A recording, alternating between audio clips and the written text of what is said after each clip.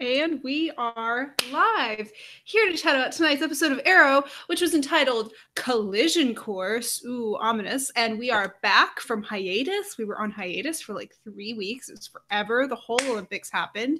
This is episode 14 of season 6 of Arrow. And our special guest for tonight, a face that you know well, is Jordan. Jordan, say hi. How's it going?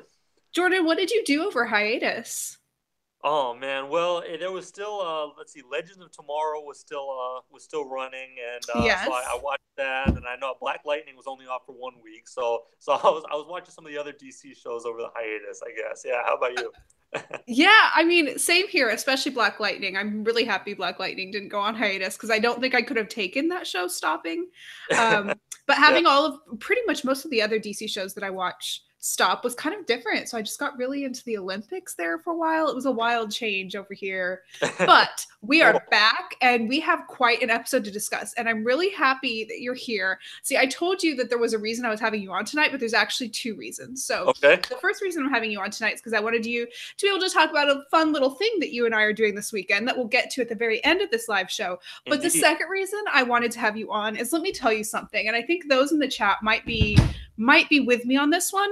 Uh-huh. I'm really struggling to see both sides in this story when it comes to this whole new Team Arrow and old Team Arrow thing. And I know you actually have a pretty diplomatic viewpoint. So everybody in the chat who might happen to be sort of with me on this whole we're very pro OTA thing, we're gonna politely and diplomatically hear what you have to say because I think that you can bring a really good perspective on this episode, Jess, because I think you actually understand new Team Arrow's point of view.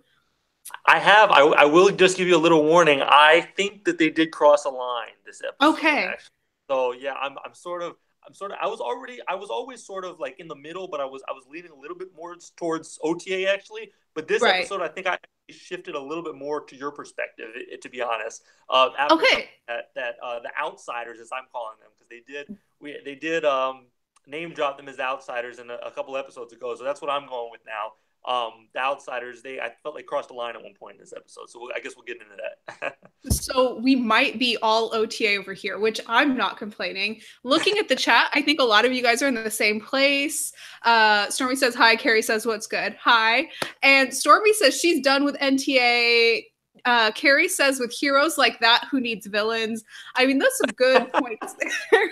So let's start it off with ratings because we always start off with ratings. I want to hear what those of you in the chat think in terms of rating this episode on a scale from 1 to 5. 1 being like, this was awful, I want my money back. And 5 being like, best episode of Arrow ever, I want more. It ended, it felt like it was like 10 minutes and it flew by. So tell me how you would rate it on a scale from 1 to 5. And Jordan, I'll throw it to you because it sounds like it's just kind of a dynamic episode for you on like figuring out how you felt about the storyline. What would you rate this episode? Yeah, well, it did change my perspective on this, but I loved the episode. I thought I'll just say real quick, the beginning of the season, the first half of the season, I had a lot of issues, and ever since it came back from the break, I've just been loving. I feel like it's been hitting everything, and so this was just another episode in that streak. And I'm gonna go ahead and give this a 4.5 out of 5. I love this episode. 4.5 out of 5. That's strong. That's pretty high. I think, especially for the last couple episodes, those who I've had on have been giving it more like a 3 out of 5. Okay. Looking in the chat, Ask Steve gives it a 3. Stormy gives it a 3 out of 5. I think I would give it maybe like a 3.5 out of 5.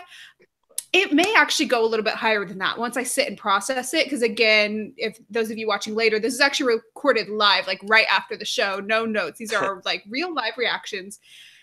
And initially I had a lot of, I guess, anger as a fan of some of these characters watching this episode because there were moments where like things that you would expect a villain to say, things that I would expect like Prometheus to have said last season, like the kind of the backhanded threat against William saying he's going to see you as a thug and stuff, that you're kind of prepared to hear from a villain, and then all of a sudden you hear it from a quote unquote hero and you're like, oh my goodness, how dare you. I kind of felt that, but maybe that's a good thing. Maybe that means this episode really drew me in.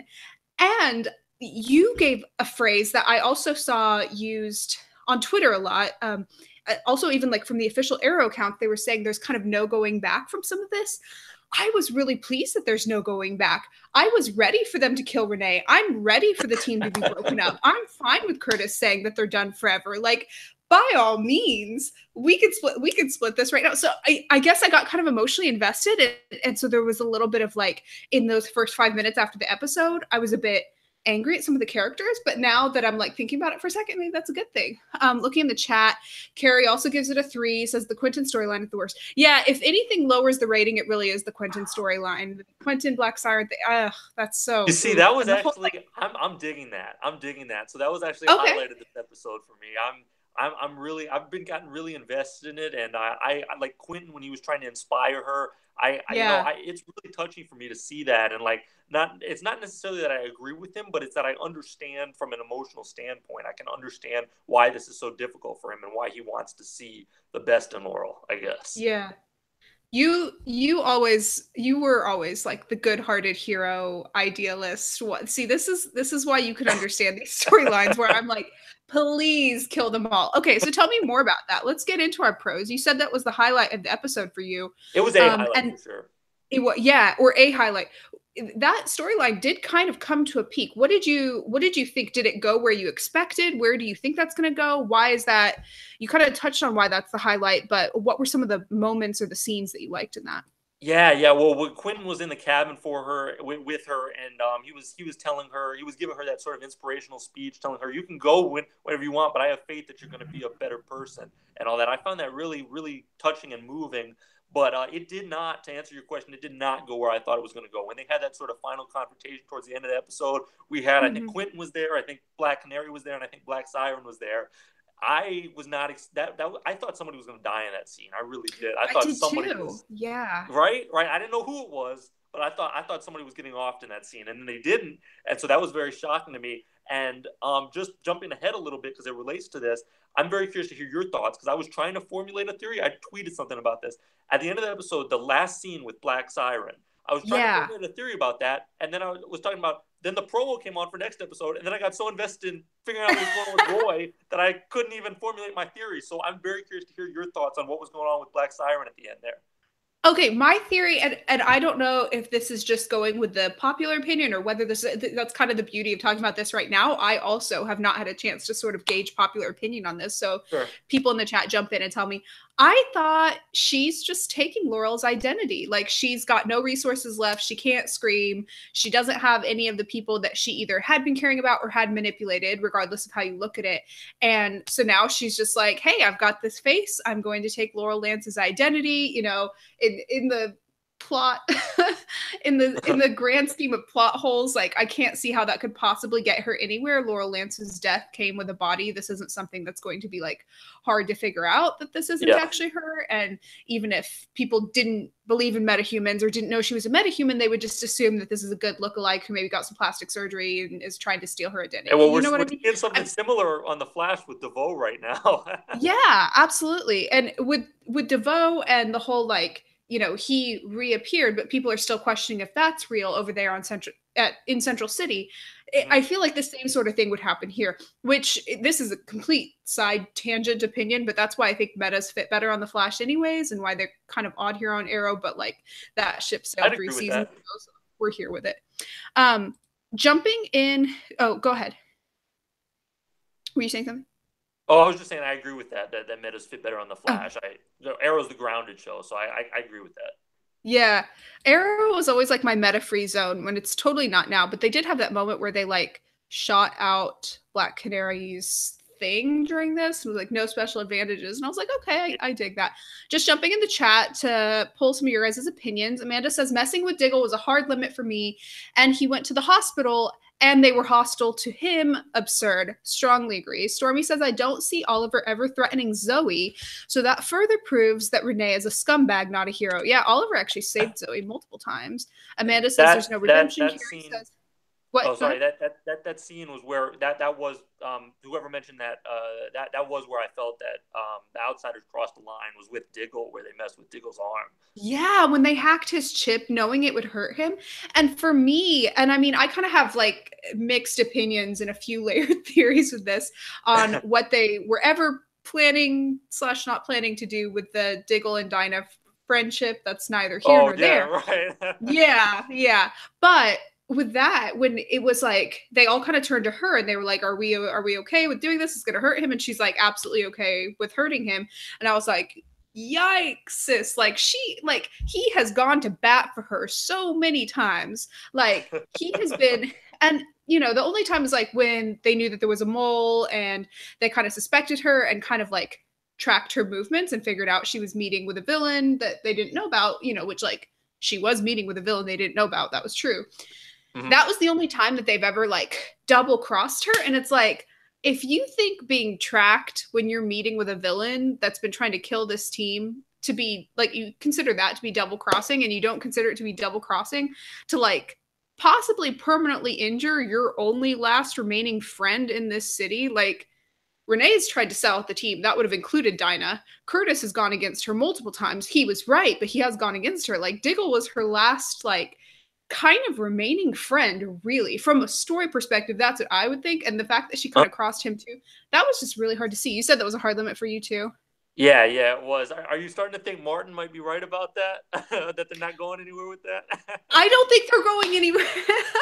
I don't think so. Jordan's referencing my co-host on Arrow Squad, who strongly did not agree with my like Diggle and Dinah theories, which I wasn't rooting for, but I thought was happening. I don't think they're going for that right now. I didn't think that was ever going to be a thing this season because we can see where they both are in terms of their personal lives. I just thought like, ooh, they like I know the CW formula, and there for like 5 episodes in a row, they kept giving them these like soft, touchy piano music while they're like off in a dark corner and like closely touching. And I'm like, what are you doing here? I'm not rooting for that. I just like I thought that was like interesting, but again, possibly Yeah, no I going saw back where you're to that. coming from. What now? I saw where you're coming from on that. Yeah, it just seemed like that, right? But like not anymore. Yeah. Yeah. I mean, unless they turn something wildly around, but no skin off my nose. Okay, so in the chat, Carrie says the best thing about this episode is it gets us one step closer to a suited up Speedy and Roy being back. Hate to see him tortured again, though. So I'm gonna let you talk about that, Jordan, because I know you love Roy. I do love Roy, and I love Speedy too, and I can't wait to see Colton Haynes back next episode. When he appeared, like I was saying, I was all trying to formulate my theory about the NTs with Black Siren, and then all of a sudden that promo comes on, and I stopped thinking about that, and I was like, oh my god, it's Roy! And so I was really excited about that. When he came back in season 4, that was one of the highlights of that season for me. And so I can't wait to see what they do with him, what they do with Speedy suiting back up, because it's been a while now. I don't think she's suited back up since the Invasion crossover last year. So I'm really excited for whatever they have in store for us, and I can't wait. Yeah, I loved seeing it. See, Roy, like, there's a bit of nostalgia there because that's so OG Arrow. But Yeah. I'm so excited, especially to see Speedy back because of the way she's coming back. See, you mentioned the Invasion crossover and past times where she's suited up recently. They've kind of had to twist her arm to get her into it. They've kind of had to be like, hey, we need help. In this episode, of course, she gets sort of firsthand view to the fact that they need help, but then also the fact that she sees Roy and she sees him in danger. I just loved seeing the way in the promo she's sort of like, oh, like suddenly I'm actually back. Like, where's my suit? Where have you all been keeping it from me? And I love that attitude. Yeah, yeah. It really shows how much she cares about Roy, of course, because for him, she's willing to do that. She's willing to get back in the suit despite all her, misgivings about it. So that was awesome. I can't wait. I really can't. Yeah, I agree. So jumping back in the chat because you guys have some more thoughts. So Stormy says, this is going back to your question about what everybody's thoughts were about Siren. Stormy says, Siren sees Lance as the gullible, out of his mind fool that he is. She's totally manipulating him. And then she also adds, Felicity grew up without a dad. And also, Lance, guess what? She's not joyfully killing people. That's a fair point. I didn't like the insinuation that it was like, lack of a father figure, suddenly girls will become serial killers. It's like, that's not necessarily. Yeah. I see where you're coming from. I think all that they were trying to explain was that she had a very hard time coming up, and that she didn't have people that were there for her, and that he feels that if she did, she might have wound up becoming a better person for it if she knew that there were people that cared for her where that she didn't have. So I think that's what they were going for with that, really.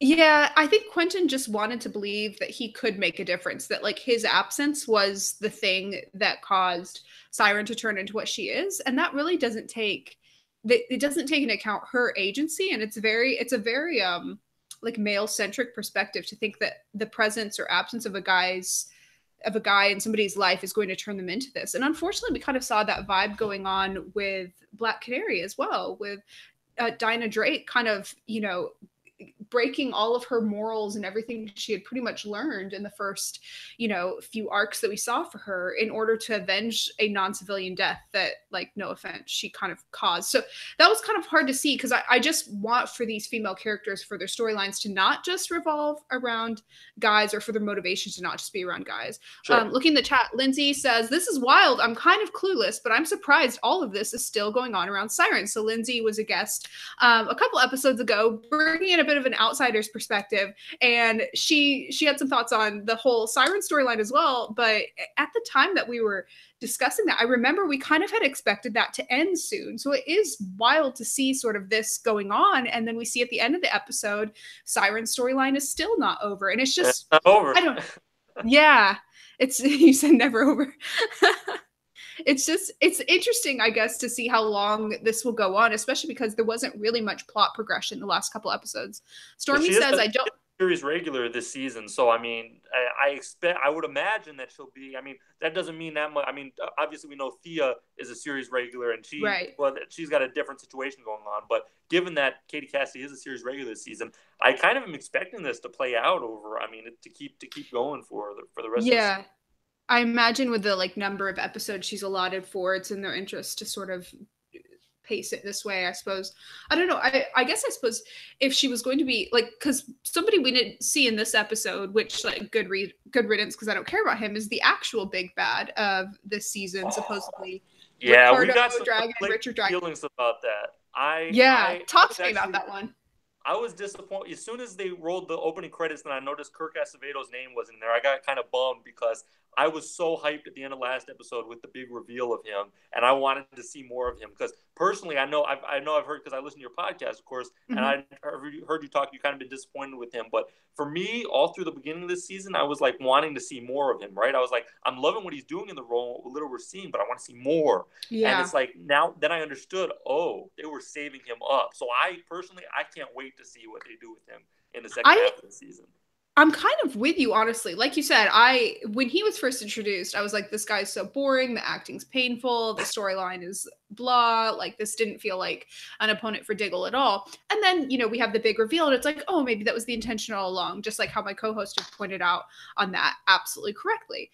So I was kind of excited to see this new version of him. And it's they had built it all up. There's all this steam, the pot's about to bubble over, as the actor who played Prometheus once said, and then they just kind of left it. And it was a Black Siren episode instead. And it's not even, no shade on Black Siren. That's not even what I mean by this. It's just the fact that they left this other villain who I also don't really care about, but I kind of was prepared to try. They left him inside. I just feel like the pacing was a bit off for that, and that this was a bit of an off episode to come back from hiatus onto. It's weird to have a cliffhanger like that. And I love this episode, but it is weird to have a cliffhanger on your last episode and go on hiatus and then not pick up that storyline in the following episode. So I don't know. Yeah, it was interesting. So jumping back into the chat to see what you guys were all thinking. Stormy, this is going back to some comments about Renee. Stormy says, "I don't know why I'm supposed to feel bad for Renee. You got the worst end of the fight that you wanted and started. Fair point." Brian Perez says, "Yeah, and Renee is going for more murder when he was using that axe against Oliver. Renee's a villain." I'm with you guys. Stormy says, "I love seeing Speedy back in action. It's cool to see Roy in need of help, and she's all in to save him." Yeah, it kind of subverts some trope. And then getting more to the inner team dynamics, Amanda says, "Dinah and Curtis blaming Oliver again for Renee's injury, but totally forgetting that they were the ones that tracked Oliver and went after him. They picked a fight and lost. That's it." And then she also comments that Sarah within Legends, which I assume you watched, was in Star City on Monday's episode of Legends, but she still has no idea of the existence of Black Siren. maybe the restaurant they went to was in a different part of the city. What do you think of Renee? Because I'm really anti-Renee. Are you anti-Renee as well? Are you going to convert me on that? I'm not. Yeah, I'm not. I do feel I feel like the Outsiders as a whole crossed the line this episode. But overall, I've liked Renee a lot better than you have. I got to be honest. Right.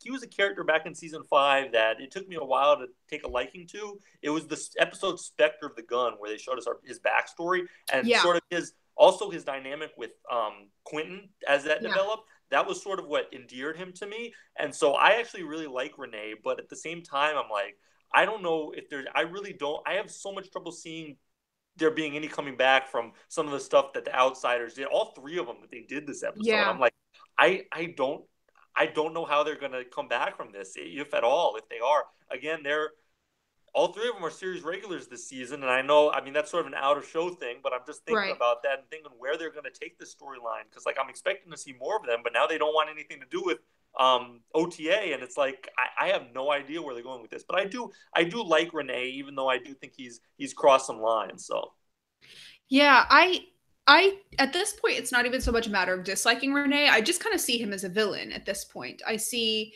it's not even just because of the fact that he's opposing characters I like. It's because the values, the morals, the approaches to conflict that he's taken are what I would consider villainous. I don't even dislike villains. Like you guys know I love a good villain. Wouldn't necessarily consider Renee a good villain, just a villain nonetheless, but he talks to Oliver the way Prometheus did. I'm not here to defend Oliver. Oliver can defend himself. Clearly did. Renee's in the hospital, but it's just I don't know that we're supposed to believe that this is a separate but equal team of heroes. Curtis kind of seems to have some heroic tendencies. He's just a bit of a pushover and makes bad allies. Dinah kind of I would see her as a bit of an anti-hero right now, but usually when she has the time to think about it, she comes around to more of a heroic mindset. I just don't know that she works best within any team, the Outsiders or Team Arrow. I think she might work best on her own. I think she might work best as a lone wolf. And in terms of how that would be structured in this show, it would be sort of like how we saw Sarah in season 2 kind of come in when there's big fights, and then when there's not big fights, she's not standing around training and doing unity with everybody else. She's going off and doing her own thing. And she works in the city as a police officer. That's how I would use a character like that. But I understand if they want her more regularly. I just wouldn't want her showing up more regularly in the way that they've written her so far, because it reuses materials and kind of disrespects her character. And so I don't know how to feel about that. But with Renee, to me, he's just a villain. As getting back to Black Siren, because there was a couple more comments in the chat. James Brown says Black Siren needs to become like Leonard Snart, that's Captain Cold, type of character where she's bad but has good actions. That would be interesting. Stormy says, I guess Lance doesn't keep up with his actual daughter when she's in town, also referencing Legends. You guys in the chat all watch Legends, don't you? And Stormy says, I loved Chase. Referencing Prometheus, who I've mentioned a few times nostalgically tonight, and his super creepy self. Carrie says we need new Team Arrow to follow Renee to a medical facility out of town and be gone. And Amanda says, who's going to take care of Zoe now that Renee will be out of town? I assume OTA will continue to take care of Zoe because they've always taken care of Renee and Renee's family, even when he was trying to sell them out and kill them because they're good people and he's not. That's just my opinion. I don't know. Maybe we'll see Reza taking care of both William and Zoe. Maybe William and Zoe will be like the Romeo and Juliet of all this. What do you think? Oh my goodness. Oh, about what's going to happen to Zoe? Yeah, any of the comments I read out. Oh well, the one that caught my attention was I love Adrian Chase too. For me, he's the second best big bad on the show behind Deathstroke. I loved him last season, so that was one thing that just caught my attention. But what was the other just because now I can't remember what. Just sort of what's going to happen to Renee and Zoe, and then sort of some comments about the Legends interaction with Arrow. Oh right, yeah. That is kind of funny that Sarah was in Star City and there was no connection there. But what's going to happen to Zoe? I mean, I don't know if they'll. I'm assuming somebody's going to let her know what's going on, and maybe she'll go with Renee to make sure he's okay or whatever, to be with her father, or perhaps. I mean, either OTA or the Outsiders. I'm sure somebody will take care of her. I mean, Yeah, absolutely. Well, normally at this part in the show, I ask guests / those in the chat what you'd like to see going forward. But I feel like we kind of already integrated that answer into what we've already talked about. Just looking at the chat, Matt Shamlou says, Renee swung an axe at Oliver. He had it coming. That wins best comment of the night. That's so true. I'm with you, Matt, 100%. So since we kind of already covered that, I'm going to toss it to you and ask what's coming up this weekend that you'd like to talk about, because you and I are doing something kind of fun. So if anybody's in or around the greater Atlanta area, what can they come do this Sunday? Yeah, absolutely. Well, if you are in the Atlanta area, at North DeKalb Mall this weekend is going to be the Atlanta Sci-Fi and Fantasy Expo. It's an annual expo run by my buddy Tony Cade, who is the owner of Challenges Games and Comics at North DeKalb Mall. And Cammie and I, along with Rebecca Johnson from Supergirl Radio and Sark, who used to be one of the co-hosts of the DC Films podcast, we're all going to be hosting a panel called Live Action DC Superheroes of the Small Screen.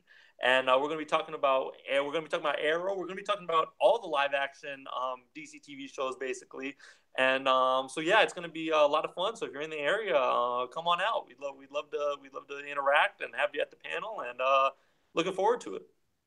Yeah, I'm looking forward to it as well. I think it'll be really fun. We'll be talking about all the DC TV heroes and villains, and I think it'll be pretty fun. It's at 4 o'clock. Sorry, I should have said what time. 4 o'clock. Yes, it's at 4 o'clock. Schedule's online. It's also, I think I retweeted a thing on Twitter.